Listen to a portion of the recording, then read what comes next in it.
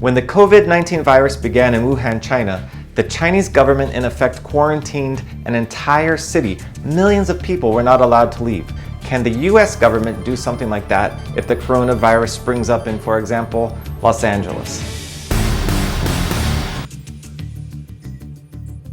In China, right now as I film this video, February 22nd of 2020, the Chinese federal government is limiting the movement of over 50 million people. Roads are shut down, people are not allowed to congregate, and infected people are being forcibly removed to quarantine.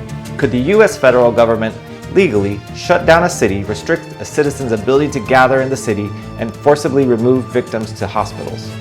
The short answer is basically no, unless it was to do something never really done before in history. But let me explain briefly why. The 10th Amendment to the Constitution says that any power not given to the federal government remains with the states. And in general, the health and welfare of the people is a power that remains with the states. The 10th Amendment, ever since the ink dried on this most sacred document, has been the legal place of major constitutional battles. Slavery, civil rights, all revolved around this push and pull between the feds and the states.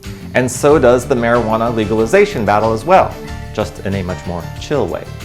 In any case, this constitutional framework has left us with a limited federal illness control department called the Center for Disease Control, known as the CDC by rappers.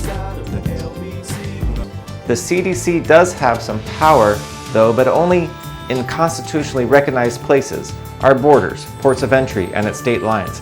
That's why you recently saw the CDC get involved with the cruise ships and the COVID-19 infections on the cruise ships, which required passengers to be quarantined. In theory, the CDC could also prohibit infected individuals from crossing state lines. But the true force of America's defense against the spread of the COVID-19 virus are the approximately 2,500 state, local, and tribal health departments. Now, the power of the states and local governments, I was surprised to find, is almost unlimited in its ability to quarantine people, force medical examinations, even take private property. This issue was decided way back in 1905 in Jacobson v. Massachusetts. The court there said that upon the principle of self-defense, a community has the right to protect itself against an epidemic of disease which threatens the safety of its members.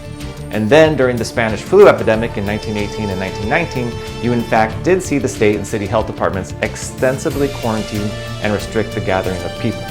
But remember, the quarantine power lies with the states, not with the federal government. For example, when an American citizen recently wanted to leave the military base where he was quarantined with the coronavirus, he was not allowed to leave, not because the military or the federal government said so, but because the state of California said so. This system is inherently American, but also obviously inherently not as cohesive as the Chinese system or even the Japanese system of risk containment. There is always a price to pay for freedom, and this is it. The CDC can issue guidelines and recommendations, but that doesn't mean that Alabama, for example, has to follow the recommendations, even if the federal government recommends them. So, what is the one exception that I was thinking of earlier? How could the federal government perhaps step in and control a COVID-19 epidemic?